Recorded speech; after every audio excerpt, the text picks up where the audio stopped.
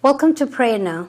Today I have a very special guest with us, Swami Nikhilanand ji of Radha Madhav Dham. There is so much to be learned from Swamiji, so much to be heard, that this program is going to air in 2 segments. You will meet Swamiji today, and do not forget to tune in next Wednesday, same time, and Swamiji will be here for the 2nd segment. So let's begin by meeting Swamiji and welcoming him.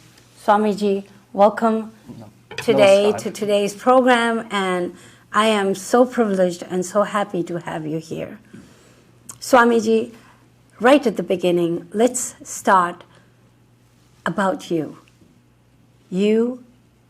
How did you get to be a Swami? How did you get to be attached to the Hindu religion? And how is it that you managed to leave your Canadian family behind and mingle with us? I was born in Canada and knew nothing about Hinduism growing up, but had a strong desire to be spiritual and to learn about God. So it led to a lot of exploration in my teenage years and early 20s, where I became interested in meditation and yoga as well, even though I didn't actually know anything about the philosophy of Hinduism. And in my searching, I ended up going to Radha Madhav Dham, which is now my home. It's the largest Hindu ashram in North America, in Austin, Texas. So when I went there, I was very fortunate to, get some resources, the books and speeches of the one I ended up accepting as my Guruji, Jagadguru Shri Kripaluji Maharaj. So Kripaluji Maharaj's books, which had been translated into English, and speeches with English subtitles, really provided such a structured understanding of Hinduism that it answered all of my questions. So I immediately got an intellectual satisfaction, which I hadn't found from I had, studied a lot of different things spiritually. But once I learned the philosophy of Hinduism in a systematic way, I was very taken by it, because there were just no questions left for me. Curiosity led to your destiny. Definitely. And you met your guru. Mm-hmm. Your guru is very powerful, the late Kripaluji. He's considered the 4th, he's also considered Shankaracharya. In the list, Jagadguru, not a Shankaracharya, but a in the list, That's in right. the list, his name is there. It is amazing as to how, out of the 11 powerful religions that most people follow globally, Hinduism being one of the oldest ones, is what your forte became thereon. As soon as you got to know about the religion, did it kind of bring you all the way to the origin of the religion? Why I ask that is, in Hinduism, there are many deities. There are so many Devis and Devtas, they're countless. And if we go back to the origin, where with the Big Bang Theory, we have the first 3 main deities, that's the Shiva as the destroyer, we have Brahma, who is the creator, we have Vishnu, who is he is the Sanchalak. He is going to take care. Now, Vishnu has had many, many forms that he has taken through the ages. But at Radha Madhav Dham, and for you personally, you worship Krishna, the form that is Krishna. Why so? All the forms that you mentioned, as well as all the many others that you didn't mention, they're all absolutely one. So that's the first thing I would emphasize, is that having what we call bhed buddhi, believing that, for instance, God Shiva and God Vishnu are different personalities, different powers, that's incorrect. And when it comes to the forms of God, having bhed buddhi is wrong. We should feel that they're all one personality. Just like if I go in the other room and come back dressed in a suit and tie, I look different, I may even act different, but it's still me. So similarly, God is one. He has many forms. He has uncountable powers.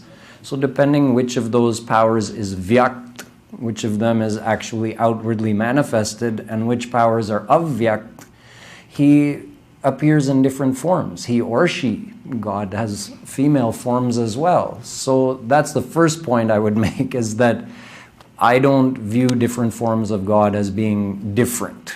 It's all one form, and I worship Krishna because I like meditating on him and I want to meet him in person. I want to have his Divya Darshan, and that's my goal.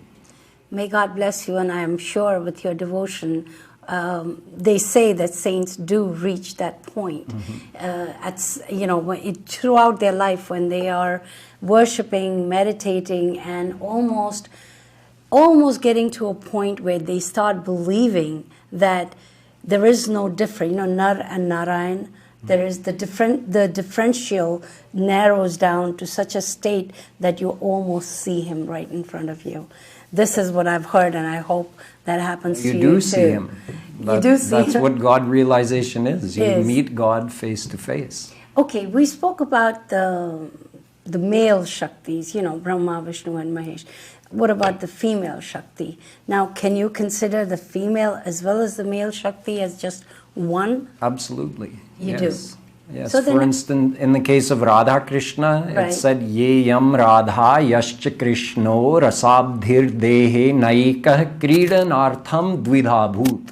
It's from Radhika Upanishad. It tells that Radha, whatever she is actually Krishna. And what is Krishna? He's Radha. So they're one and the same, but they appear in two forms to do leelas.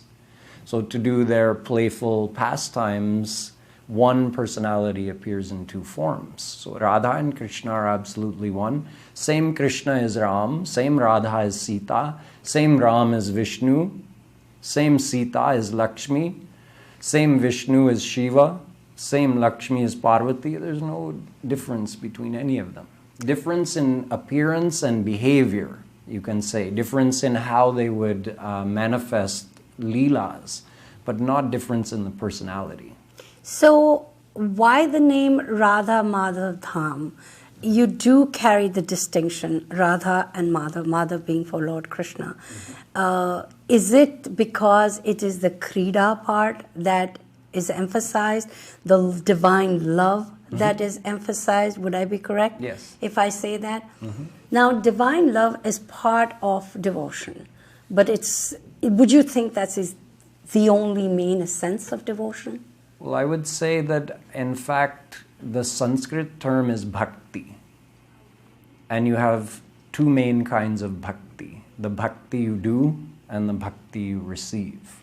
So bhakti you do means when you're doing devotion to God, you're meditating on Him, singing His name, singing His virtues. That we think of as bhakti. But Bhagwan also has a divine power of bhakti, which some people have translated as divine love. But in Sanskrit, it's prema bhakti. And the bhakti we do is called sadhana bhakti. वो करने वाली भक्ति है और दूसरी है मिलने वाली भक्ति है, prema bhakti. We also say siddha bhakti. So once your heart is completely purified and you surrender to God, then He can award you with that divine. It's actually the most personal of all of His divine powers, the divine bhakti. Since you mentioned bhakti, so what is the path that we as human beings should follow? Aligning ourselves to bhakti, but what are the steps? Very good question, a practical question. So how to do bhakti? The first thing to do is ask yourself, what's the goal? Why am I doing bhakti? So for instance, I told you my goal is I want to meet Krishna face to face. I want to become God realized. And that means when I become God realized, I meet Krishna, I can be with Him, I can talk to Him. After I leave my body, I can enter into His divine Golok, divine Vrindavan. Other people may have a different goal. Some people may want liberation. Some people may want to ask God for material things. So the first thing is decide on the goal. If you don't know what the goal is, then why are you doing bhakti? And my Guruji always taught that if you're going to do devotion to God, why not ask Him for the best thing, which would be Him. I want you. You come to me, you be mine, let me stay with you. Getting liberation is a state of divine peacefulness where you're released from material sufferings, but where you don't actually get to experience God. If you become God realized, you get to experience God with all your 5 divine senses, just like we experience the world through our 5 material senses. After God realization, your senses become divine. So what would the 5 divine senses be? The same. The same? Divine. Oh, okay. Because with divine sense of vision, you can see divine God, who's made of Sat Chit Anand. So it's the same 5 senses, right. but it's with divine. With material sense of vision, you can only see material things made of Panch Mahabhut, the material elements. So if your senses are made of the material energy, then you can only perceive material things. So God actually gives you divine senses. Divyam dadami te chakshu pashyame yogamaishwaram. Krishna told Arjuna when he asked, I want to see your divine form, he said, you can't see me with your eyes, so I'll give you divine eyes. So if we become like Arjuna and we surrender to Krishna, he can give us divine eyes. So it is surrendering to Krishna that is the bottom line, is what I hear Swami Nikhilanand ji say. Coming back after a short break. Don't go away. Welcome back. Devotion is one thing, but I personally feel, and I hope I'm speaking for a lot of people out there who are watching this program, traditionally we see our parents or whatever families we are born into, they go to a temple, they worship a certain way, and as little children we start to follow. We say the same artis they do, same pujas they do. And I think till quite an older age, we really don't know much about what and why we are doing it. So taking from your own words that we need to have a goal. If we have a goal is when we start to want to do and go towards that goal and seek a path to go towards that goal. In reality, we are surrounded by what is Maya. And that Maya is worse than crazy glue. It just does not let you go. We find excuses to stay with that. Oh, I need to do this. Oh, I need to work. Oh, I have a family, etc., etc. And we don't find that time. How does one transition mentally to start thinking that, yes, I need to start detaching myself. And yes, my goals are the other way. And I need to walk away and go closer to God. How do we achieve that? There's a story from King Janak's time that his Guruji was teaching him about the nature of Maya. And Guruji had a hold of a tree and he was shaking it and saying, let me go, let me go, let me go. And King Janak came and said, Guruji, you're the one holding the tree. You can just let it go. He said, see, you're holding on to Maya. Maya's not holding on to you. So we say Maya's like glue. It won't let us go. But actually, we're the ones who are holding on to Maya.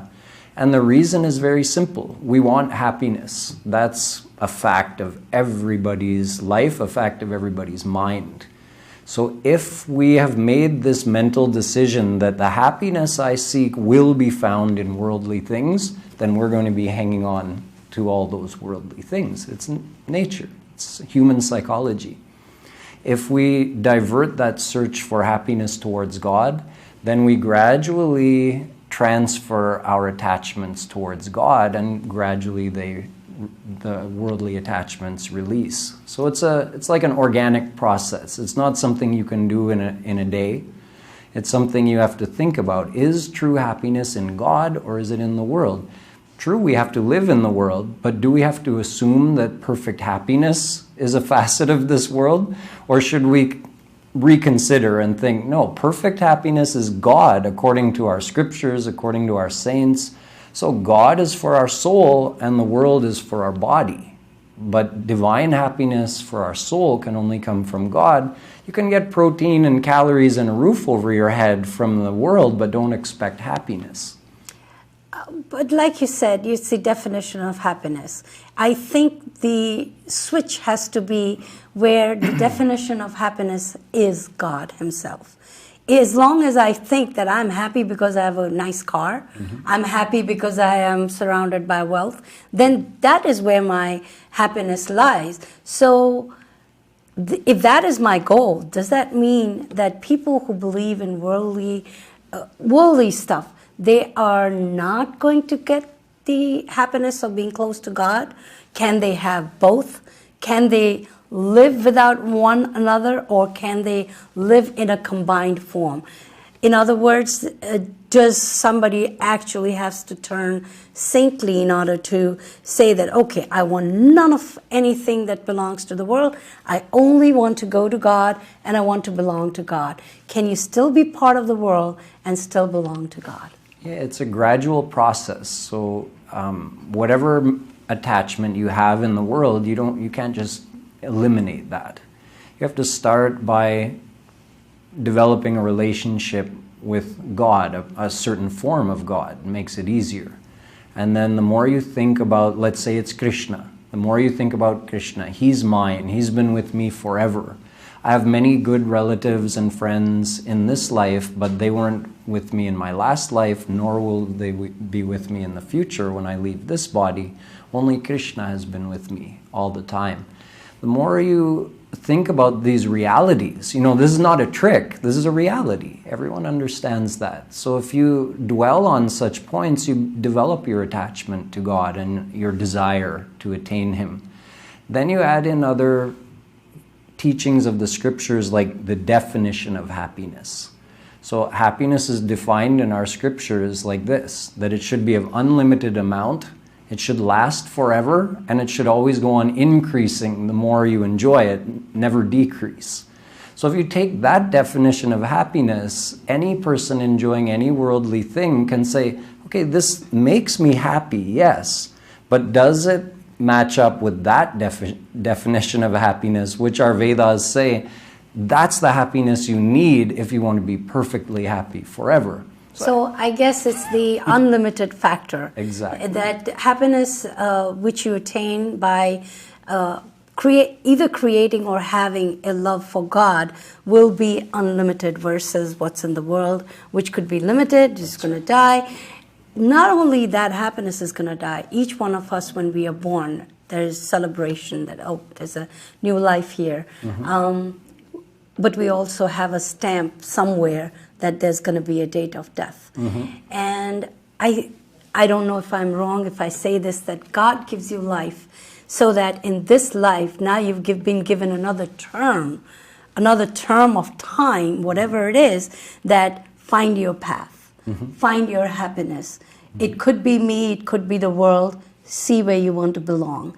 If you want the world to be your happiness, lo and behold, you'll find a way to get back to it in your next life. But if you think that you want me to be your happiness or God to be the happiness, then at some point you will just belong to me. Is that correctly put? And so we need to strive for that. That's right. How do we do it? And I'll tell you why. As human beings, our mind is the most flickering thing ever. It just does not stay stable with one thought. We think of so many things at the same time. We have so many emotions running through us all the time. And we hold grudges against people. We love some people. We're angry. We're sad. We're happy. How do you find time to put all of it aside? What is the answer? I use meditation, but the meditation is based on understanding. So like we were talking about before, you have to have the goal set in your mind first. Then you start meditating on God. And when I meditate on a form of God. So I'm not just telling my mind, okay, now it's time to stop thinking anything. You're not allowed to think anything. Just be quiet. That doesn't work with my mind, and most people I talk to find frustration if they attempt that. So I give my mind a beautiful divine subject to focus on, the form of God. So I choose the form of Radha Krishna. Other people could choose any form that they're attracted to. And then I think of the form, but not just like a painting or a static thing. I bring it to life so that I actually feel that real Krishna is standing right in front of me. Then I may imagine some of his leelas or make up something on my own, like, oh, I'm with Krishna, I'm walking. But the point is, my mind is in him. I'm thinking of him. And since he's omnipresent, that actually becomes the real means of joining my mind with him, which results in, well, it's like an electrical connection has been made. Now current is going to flow. So I receive his, you can call it his grace, his kripa, and that's experienced as a sense of well-being and happiness a little bit, because I made a bit of a connection. My mind has a little bit of faith in him. So I'm slightly surrendered to him. So I got a little bit of an experience. The more I keep practicing, the more my heart purifies, my antahkaran, and the more that experience grows. So on the path of bhakti, the main thing is attaching your mind to God. And we use the physical things as helpers, like chanting God's name can help us to stay focused while we're meditating. But the main thing is the smaran, the meditation. Eventually, when the mind is fully purified, that's when God graces you with divine mind, divine senses. So how to do this while living in the world is really the question, right? Not everyone can go and stay in a jungle or in an ashram and have just 100% dedicated time to do this. So luckily, you know, it's the kind of thing, if you take some time out every day and do it, what we would call karma sannyas, sadhana, where you cease all worldly activities and just meditate on God, what we call rup dhyan, meditating on the form of God. Take some time to do that. It strengthens your devotion so that then the rest of the day you can remember he's with you, even chalte, phirte, khate, pite, whatever you're doing, you remember him. So basically, bhakti and meditation, meditating on God, remembering him all the time is the key. Please do tune in for our next segment, and let's be with Swamiji a little longer, because one session is just not enough to talk to him. Namaste.